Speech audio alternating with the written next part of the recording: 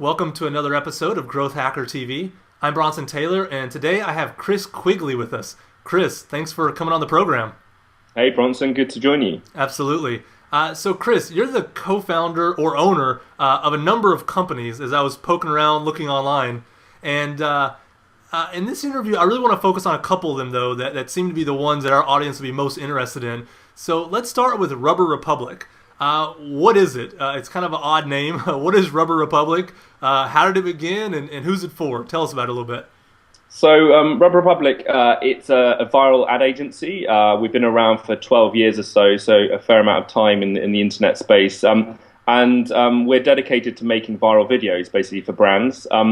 We started life actually out of kind of the political scene. So we started life in 2001 making political satire for our election. Mm-hmm. We were inspired by guys like Jib Jab over in the US, mm-hmm. And wanted to take it to the UK. So we started doing that, taking the piss out of politicians, and have since then kind of grown into making viral videos for brands. Like the typical scenario is that kind of brands come to us. Like the videos we make are generally part of big campaigns. So we work for big brands, so the likes of kind of Mercedes, kind of Peugeot. We do a lot of kind of car brands, Audi, and yeah, we're basically the guys who make the fun videos that kind of get millions of views. Yeah, that's awesome. Let's talk about some of those videos that get millions of views. What was great when I was researching for this interview is when I looked at your portfolio, I realized I was in love with some of the stuff you all had done. I think was it the body form? Was that one of the, Yeah. I had seen that and thought it was just absolutely brilliant, the first time I saw it. And then when I realized you were behind it, I'm like, oh, that's awesome. I get to interview this guy.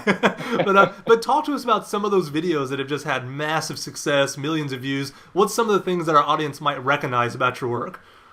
Yeah, so probably our biggest kind of breakout video from about four years ago was a Roger Federer trick shot video. So, yeah, the guy with a can on his head, and Roger Federer kind of knocks the ball off a couple of times. That was kind of a big breakthrough for us. That kind of got 10 million views. And then since then, like in the last year, we did a Mercedes catch video. So driving a Mercedes AMG at 180 miles an hour and catching a ball in the back of it. Mm-hmm. That was pretty awesome. We did a great piece with Marquise Scott, a guy called Nonstop on a YouTuber who's a great dancer, and we paired him with Peugeot and did like a dance music video with him. That's had about 9 million views. And as you said, like Bodyform was one of our breakouts at the end of last year. So that was a Facebook response video. So a guy made a snarky comment on Facebook. Bodyform, a UK sanitary wear brand, basically came back and made a response video, and that just kind of blew up. And for us, that was a real sign of proper virality. It was organic. It came from the internet. The brand came back, and yeah, for us, that kind of like symbolizes what brands should be doing. Yeah. So you said the Bodyform one. It was a real response to an actual comment. I thought it was just a part of the whole kind of make believe world you were in there. So that was real. Yeah. I mean, that's awesome. So many people think we made it up, and I think for us, like if you talk about kind of values of viral videos these days, you've got to be authentic, or otherwise someone's going to find it out. That's great. Now I have even more respect for that whole campaign. And if people don't know what we're talking about, they just need to go on YouTube and search for Bodyform or something like that, or go to Rubber Republic and look at your portfolio, and then they'll know why that I'm smiling as I think about it. But so should any company consider using you guys, or are you really focused on, brand-driven companies? You mentioned Mercedes, things like that. I'm sure the budgets are quite large to come and hire you guys. So is that accurate? It's brand-driven with larger budgets? Yeah, mostly so. So yeah, the budgets we deal with are pretty big. They're generally kind of like six figures. So it's kind of big stuff, and that's largely because to generate the stuff we do make, you need good money to execute the ideas. We do some kind of smaller stuff, and we do some kind of charity stuff where it's just the idea that makes it work. But yeah, we're kind of pretty much brand only at the moment. Yeah, that's great. So given the success of Rubber Republic, I mean, I'm looking at all the hits you guys have had. You must have a deep kind of psychological understanding of what kinds of content can go viral. Because if a company's going to come to you and they're going to drop 100K, I mean, you can't say, well, you have a 3% chance that this might get traction. Like, you have to be able to, like, know, like, okay, these are the things, these are the ingredients that make something have a good chance to go viral. So talk us through kind of the psychology of virality, the ingredients of virality, what has to be present. I know you mentioned one already. With Bodyform, you mentioned authenticity, that it was a real response to a Facebook comment. What are some of the other ingredients that our audience needs to understand about virality? Yeah, so we kind of talk about internally, we talk about things like the viral behavior of a video. And if you think about viral behavior, then you really need to think about kind of two things. So the first thing you've got to understand is why is someone going to share the video and talk about the video. Mm-hmm. And the second thing you want to know is who is going to share and talk about the video. So for us, they're the two most fundamental parts of it. And we turn that into what we call a viral formula. So we internally talk about conversation triggers as the why. And communities of interest as the who. So for all the videos we develop, we always think about those two fundamental things and ideate and come up with ideas to make sure that those two things are ticked off. And then we look at kind of other things you said, kind of values. So the values we look at are things like authenticity, simplicity of idea is super important. And simplicity is important because you've got to think about if someone's retweeting it or tweeting or talking on Facebook about these things, people talk in concise terms. So they've got to be able to understand your idea and pass it on as simply as possible. And then other things are like detail is really important. So I talked about kind of big budgets. The great thing about big budgets is you have more time to finesse, more time to craft, and those things are really important when you're making a video, because ultimately, especially for brands, for anyone making content, there is so much content on YouTube. You've got to make something good. You've got to make something stand out. And the detail aspect is a big part of that. Yeah, no, when I think about, the work you've, created, there is a detail, the transitions feel right. There's little things they do with their hands, or there's little things that happen that are like, all right, that's what makes this feel really polished. I want to kind of dive into what you just said. You talked about kind of the equation that you guys look at, right? You have the why, and then the how, and then kind of the values that surround it. You mentioned conversation triggers for the why. What do you mean by conversation triggers as a why to why they would share it? What do you mean by that? Yeah, so conversation triggers, could be anything, but kind of classic examples are lol, things that are funny, what the fuck, things that are just really massively surprising, things that are topical. So Facebook was hugely topical. Things that are epic, things that are not safe for work. So kind of boobies, things that are kind of referential. So you might be riffing off another meme or another kind of cultural icon. So kind of those kinds of things that people can kind of hook onto and talk about. So, we use those as kind of stock ones, but it could be anything really. But it's got to be, the fundamental thing is it's got to be something there that someone will want to talk about. Yeah, so it's just interesting, end of the day. In some way, it's interesting. Yeah. And then you also said the other part of the equation is the how. So you've put in the why triggers. So what do you mean when you say how they share it? Are you talking about the technology platforms? Are you talking about something beyond that? What do you mean by that? Yeah, so sorry, I meant who. I'm sorry, who? Okay, who. So talk to me about that. Yeah, so the who is very much, as I say, communities of interest, and I think for us that is a really, really big difference between planning for viral videos online and planning for TV commercials. So TV commercials, you talk about audiences, you talk about demographics, ABC ones, etc.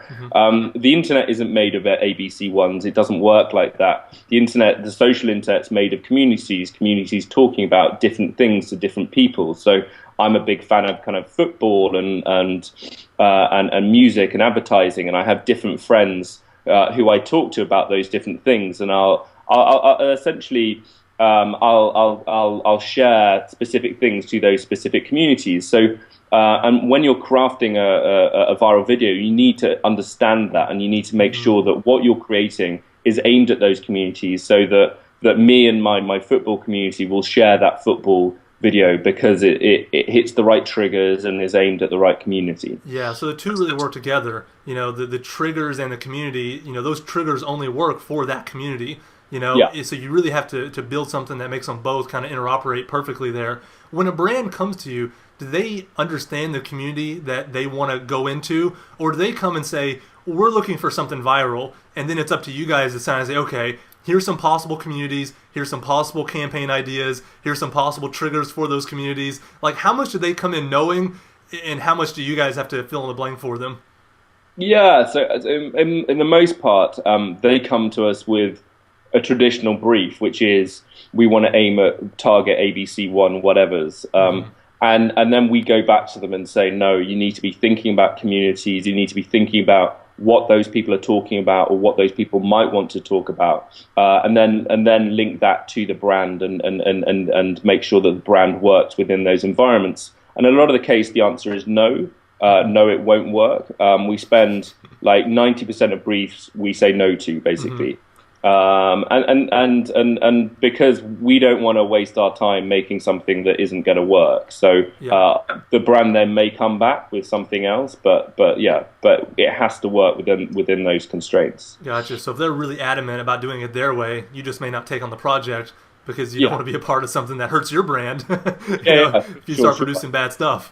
Yeah, exactly that. No, absolutely. So it seems like you kind of have a machine going here, People come to you with the brief, you tear the brief apart, tell them what they need, and then if it all works out on that kind of negotiation stage, you have kind of a production, pipeline that now you know how to think about the why, the triggers, you know how to think about the who, the communities, you know how to think about the values around it. Let's talk about that pipeline a little bit, because people watching this, they want to kind of really get into the details of like, all right, so like, a company comes to you, like where do you go from there? What's maybe the first conversation you have with them once you've decided to take on their project? What does it look like, on kind of day one, they're in your office? What's the first conversation? Yeah, so I mean, largely it's a creative conversation. So from a Rubber Republic perspective, they come to us because they like our creative, they like our ideas. So we'll be talking about creative ideas. They'll be probably referencing past campaigns. We'll be showing them things that have worked that are similar to the kind of ideas we're talking about to try and get them into the zone. People generally, if they're not used to this kind of thing, they don't kind of really get it so much. So there is a lot of kind of hand holding. So the first part of our work is really getting people to into the zone really and understanding and thinking in a viral way. Once we've got them past that, then it's cracking on into finessing their idea, making as I was saying, we say no to lots of things. So we need bold clients. The best work we've ever done is with good clients because the client is ultimately it's their money. They have to sign it off. So that like getting the client on side is such a big part of it. And then once everyone's on board, it's about crafting the idea. And then it's into production. Yeah. So when it goes into production, you kind of just decided on the creative aspect. You know what the campaign is going to be. Everyone's rubber stamped it. How many people will you have working on a single client? Is it everyone in the company until that client is done, or do you have multiple campaigns going at the same time? So how many would be on a client? And then what are some of the roles they have? Are you doing the videography in-house? Are you doing all that yourself? Are you hiring out production companies? Walk us through the actual production a little bit. Yeah, so we're a pretty small team, and we pretty much only push out one piece of work at a time. We generally have one piece going out and one piece in prep, it's kind of one and a half at a time. We don't outsource, but we bring in teams to actually produce it. So we don't have camera equipment, we don't have camera people on staff. We bring all those guys in, and the important thing there is each film we make is so different. So on one film we may need people who can film, like for the Mercedes catch one, we had to bring in specialist golf cinematographers who work on like the PGA Tour or whatever, who can track golf balls. We need to bring in that specialist kind of those specialist skills. So actually, one of the best skills like we have in house is those contacts, is sourcing good people, and work and bringing together a good team. Then it's down to our kind of creative director, who's also a film director, which kind of helps to then shoot the piece, and so he, to a point, our creative director is the main kind of glue within the team. We have a really good kind of production assistant, who kind of brings the team together, and then so from a team perspective, we have a core team, and then we bring on like outside resource. Yeah. You mentioned earlier that, a lot of these campaigns are, six-figure deals for larger companies. Are they then paying, or are they getting, billed for those teams that you bring in, or are you taking that out of your profit? Just so we can kind of understand how your business works a little bit. Yeah, so I mean, so Rubber Republic is a pure production company play. So all that money comes out of our fee. So Gotcha. We'll budget up front, and generally clients are pretty open if we kind of get it wrong, or if we need to get extra stuff in, they'll generally be happy. We're pretty transparent about how we bill. No, that's great. How long does a typical viral campaign take to pull off? You mentioned you have kind of 1.5 going at any time. Are we talking a couple months? Are we talking 6 months? What does the timeline look like for you guys on a campaign?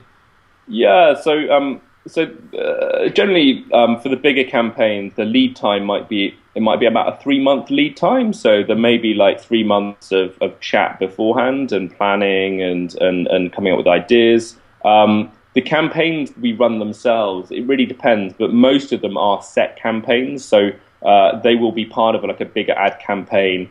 It may be a teaser to a launch of a new car. It may be part of like the bigger kind of marketing mix of a bigger campaign. Lots of different things. So, but generally the campaign we're judged on runs in a fairly short period. So it may run for 4 weeks or 6 weeks, and that's when we need to kind of jack up the views and make sure that the videos kind of go viral. Having said that, we have some clients who are building their YouTube channel and use these as kind of our videos as ongoing resources. And so the long tail of views, the long tail of activity is important to them. Yeah. Hearing you talk about it, it seems like, you've created a pipeline, you've created equations. It seems like you've gotten it down to a science of some degree, right? So if somebody's watching this, it almost sounds easy. It's like, oh, I go and imitate Chris, I put these things in place, and now I too can create or have viral videos. How hard is it really to do this? Could a team watching this go, take what you've said, put it into practice, and maybe be successful? Or is there just something special about you guys that allow you all to just do what you do? I mean, what's your take on that? Yeah, so I'd say experience is a huge part of it. So as I say, we've been doing this stuff for 12 years now. So I think there is a certain amount, the formula that we developed, it is replicable, and we want people to kind of replicate it, and we want people to use our experience to make better stuff, and that's what Van is about, our suite of apps, which I think you'd ask about in a sec. So we're happy for people to make better stuff themselves, and we want to help them too, because as I say, we say no to lots of stuff. So there's enough stuff going around in the world for everyone. It's a good marketplace. It's a growing industry. So that's great. But from a like the real so we can help people make better videos and more viral videos. But like the stuff we do, as I say, it is real craft, it is real experience, and you'll only get that from working with someone like ourselves. Yeah, I was guessing that's what the answer was, but I just wanted to make sure. Now, you said you are also the creator of Van, and you mentioned it's kind of a support for other people trying to do this, because it's not a zero-sum game, and you're trying to produce tools to help them as well. So tell us, what is Van? Yeah, so as I say, we say no to lots of stuff, and we want to help other people make good stuff. So Van is basically it's a suite of apps designed to help other people make viral videos. So as you say, we've got kind of formula, we've got kind of processes, that we've developed through Rubber, and basically we're wanting to provide, I suppose, scale those tools, scale those processes for other people. So at the moment, Van is we've got 3 main apps, and all our apps are designed to facilitate different parts of the viral video making process. So TubeRank is designed to help with the ideation and creative process. Viral Ad Network is designed to help with the distribution aspects, and we also run Kitten Camp, which at the moment is is an event, but we also see that as kind of a learning platform to help educate other people how to do this stuff. Yeah, let's talk about those 3 a little bit. The first one you mentioned was TubeRank, and you said it's for inspiration ideation. How does it actually work? What does it actually do? I played with it a little bit, and it's almost addicting. It's like you can really get lost in it. So tell us about TubeRank a little bit. Yeah, so TubeRank is, as I say, is designed to help with the creative process. When you think about the creative process, one of the key aspects in coming up with ideas is inspiration. You need to be inspired. You need to have those ideas kind of come at you, and so that you can develop your own ideas off the back of them. So what TubeRank essentially is a viral video search engine. But it's a viral video search engine that allows you to search on conversation triggers and communities of interest. So it's back to that viral formula. And so you pick, for example, LOL, and then you pick, for example, parenting, and then it will basically come back and show you lots of different funny parenting videos. And you can do the same for, what the fuck and sport. So if you want to look at like crazy sport videos, you can do the same. So what we've basically done is layer this kind of layer of kind of viral syntax over YouTube videos to allow people to search for them. The other useful thing in it is that videos aren't listed, aren't ranked according to their view count. They're ranked according to their share to view ratio, and that's a really important factor, because what that shows is the real creative viral nature of a video, i.e. how many times it's been seen and how many times it's been shared. And that gives a real sense of whether a video is really being shared and whether a video is really going viral.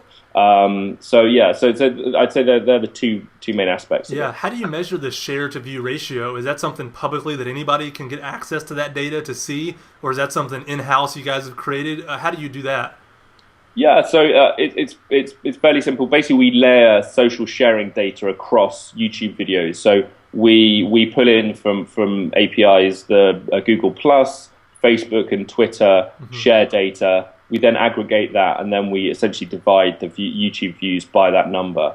Okay. And then you get so to give you a sense. So a good, like a super good share to view ratio is something like 1 to 10. That's like super awesome off the scale. So 10% of people are sharing it that see it. Yeah, exactly. Okay. That. The average share to view ratio of videos is about 1 to 222. All right. And that's an average. So that is also pretty good. Yeah.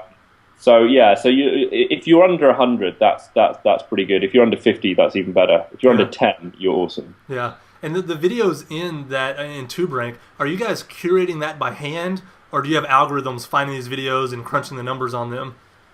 Yeah, so it's half and half. So we pull in the videos into TubeRank automatically from influencers as RSS feeds. We scrape out the YouTube URL. We then associate all the sharing data with the videos. And then the last bit we do, unfortunately, at the moment, we can't check whether they're funny or what the fuck or not safe for work. That's what I was asking, because I didn't know how you could have an algorithm do that. And if you had figured out a way, I was going to ask you more after the interview how you're doing that. That aspect. And we are kind of limited at the moment by YouTube's API. So they are at the moment opening up more data associated to videos, which will hopefully in the future allow us to automate that process. But at the moment, there's no idea as to whether it's funny or not. Yeah, so they use TubeRank for inspiration, ideation, those kind of things. And then you also mentioned that you have a viral ad network, which sounds awesome. It's a great name. Everybody wants to be a part of a viral ad network. So how do you help them with distribution? What is the viral ad network? Sure. So Viral Ad Network is basically a distribution platform for viral videos. We have a network of about 5,000 blogs who all sign up for the service, and basically they give us part of their real estate. So we look for native spaces, so in content spaces in their blogs, and then we distribute the most kind of relevant content to those guys, through the Viral Ad Network. And the clever bits of it are about matching content to relevant spaces, optimizing content, and essentially from a Viral Ad Network perspective, we see our main client as our publishers, because we want to make them as much money as possible, and that works back to the advertiser, because if the publisher is making lots of money, it means that their content is being engaged with. So it's kind of a virtuous circle. Yeah, so somebody would come to you with a viral video or something they hope to make a viral video, and then they pay you to do that, and then you put it in the pipeline, and then the publisher gets a cut of that, you guys get a cut of that, and the end user is. Do you allow people to put videos in that you know aren't good? Do you have a filter there as well? We do have a filter, and we do say no to stuff. But I mean, we do take content that isn't as shareable. So obviously, viral is a big word. We talk about shareable content in-house really, and there's various scales of shareability. We do put content in there that isn't hugely shareable. But is just good content, and we say no to the completely rubbish content. Yeah, when you see all the kind of the data about how these different videos are doing in the ad network, because I'm sure you see this data, you see which ones are doing well, which ones aren't. Have you ever been just really surprised, like one that you thought was like it was okay that it got through, and you almost didn't do it or something maybe, but then you realize it got shared, the share to view ratio was high or something? Has that ever happened? Yeah. You're always surprised, and I think that I'm a pretty good judge of things, but I get it wrong quite a lot. And again, it's understanding those communities and understanding what makes them tick. And I don't understand every community, so I think that's the bit that you can misjudge. That's a good takeaway. Is if someone has a deep understanding of a particular community, it can make up for a lot of other failures. Yeah, definitely. And in that respect, like the funny thing about when we were developing TubeRank was we initially sourced all the videos from TubeRank directly from YouTube and from their API, and they basically let a gutter of YouTube videos out. And the things you find that trend there are essentially Minecraft videos. It is filled full of Minecraft videos. I'm like, what the fuck is all these, where do all these Minecraft videos come from? And these videos have millions of views and go massive, and it's just because I'm not tuned into Minecraft. So you got to have respect for the niches and the communities. Yeah, that's great. That's a great takeaway from this interview. Now you also run Kitten Camp, which and it's #, Kitten Camp whenever you see it. So it's a great name. What in the world is Kitten Camp? Yeah, so it started as an event. It started as an event involving me dressing as a cat.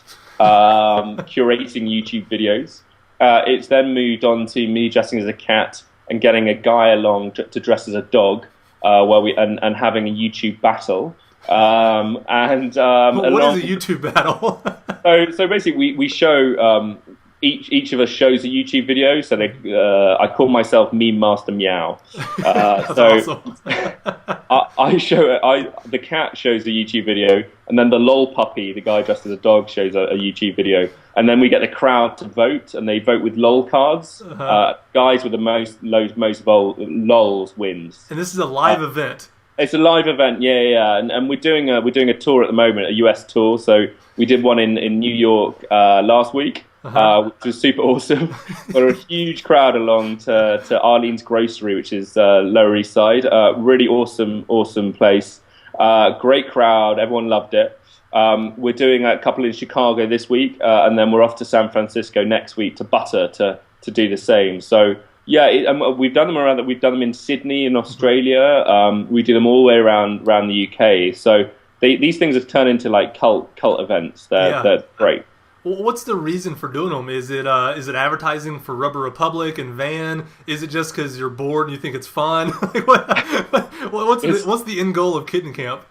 Yeah, so I mean, it's got a big altruistic point. So like we genuinely want to share our insights and knowledge of things that go viral. So a large part of Kitten Camp is curating the videos. We don't just show them; we curate them. We talk around why they work, the history behind them, etc. And people really enjoy that aspect. And then obviously a big part of it is new business. We get kind of clients along, we get potential clients along. It's just a fun environment. And again, like the big thing for our clients is really understanding this stuff. So we do a lot of educational work, teaching people this stuff. So yeah, it's all part of that pot, really. Yeah, it makes sense.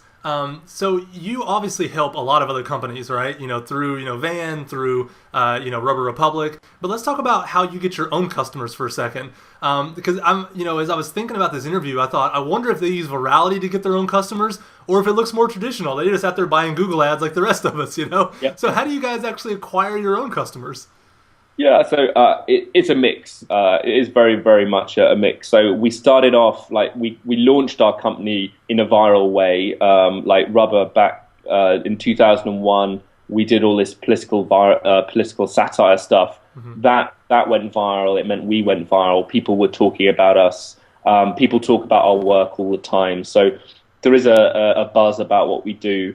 We haven't made any, like, virals ourselves about ourselves. It's just we try and make our work viral, basically, and get people advocating and talking about us. So we try and build that into and Kitten Camps, like, people talk about that. So we kind of practice what we preach within our business, but we've never actually made a viral ourselves, for ourselves rather. Then it's just a whole mix. So we have a strong agency team who go out, who sell directly into agencies. So our direct marketing is very strong. We have guys on the phones calling people. So yeah, DM is a big part of what we do, because again, like, people may have seen our work, and when we explain who we are and the awesome stuff we do, they go, "Oh wow, yeah, I've seen that. That's great." But a lot of people don't connect the two. So there is that connection bit is a big piece. We do kind of Google AdWords. We're really, like, a real focus for us at the moment is tightening up on our DM, so our mailings, our Twitter, and all that stuff. So yeah, like, I think. Like any business, I think advertising businesses are like, classically people say advertising businesses are the worst people to advertise their own business, and I would say that's possibly true. We're much happier giving other people advice on what they should do rather than taking our own advice, or at least listening to ourselves. So we're tightening up on a lot of our marketing at the moment, but the answer is a whole mix. Yeah. No, thanks for your transparency there. That's great. And it's great to hear it too. Here's this company that, specializes in virality, and yet they also have an agency making phone calls. It's like, it's good to hear the raw truth that, because people could assume, oh, I'm sure they're so flooded with inbound leads, they couldn't possibly even wade through them all. But the reality is, like, you have to go out there and hustle like the rest of us, and you have to find leads, and you have to, vet them, and you have to make it work, and there's a whole process there. So again, thank you for the transparency there. I have one last question for you, Chris. It's been an awesome interview. It's been one of the more fun interviews I think people will watch on this show, which is fitting given what you guys do. But what is the best advice that you have for anyone that's really trying to grow their startup? Because you've grown startups yourself. You also do other startups that aren't necessarily in the viral, kind of space. So just in a broad way, what's the best advice you have for anyone trying to grow a startup right now? Yeah, I think focus is the most important part. So As you say, I run a number of startups, and the one that the main one we haven't talked about is one called Delib, and Delib is completely different. It's a software company for government to run policy consultations. So it's completely off The opposite of viral stuff. completely different. And I've kind of grown these businesses over the last kind of 12 years organically. We've had no investment. And that has meant doing lots of things myself. I have there's three founders to our companies, and my two other founders are awesome too. But between the three of us, we've done everything. In the last year, one of the biggest things we've actually done was 100% segment the companies. We now basically, between the three of us, head up each one of those companies. Okay. So previously we used to dip in and dip out of all of them, and it was useful, and we all have experience and stuff to put into those different companies. But it was to a bit of a head fuck. Yeah. And so we divided the companies up. I now am focused on Van. That is my business, and I'm MD of Van, and I'm focused on growing Van and making it as awesome as possible. And the two others are heading up the other companies. Mm-hmm. And that has radically kind of changed how we run the businesses and how successful those businesses have. We're now super focused.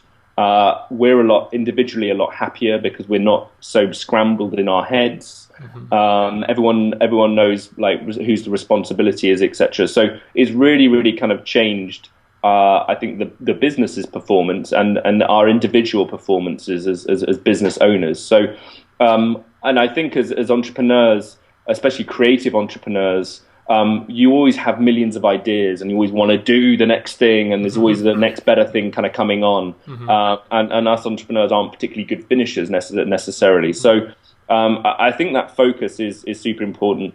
Get that success under the belt. Make sure your business is running well, and then if you're happy with that, then move on to the next. And I guess maybe if we'd applied that to our businesses earlier on, we'd be maybe at the same stage we are now, 6 years in advance. I don't know. That's probably not necessarily true because of technology and stuff like that and business cycles. But I think we would have got there a little bit quicker if we'd focused earlier. But yeah, focus is a key, I'd say. Yeah, that's great advice. Chris, thank you so much for coming on the program. It's been an incredible interview. You've given us so many insights into Virality, into growing companies, into all those things. So thanks again for coming on. Awesome. And thank you so much for inviting me.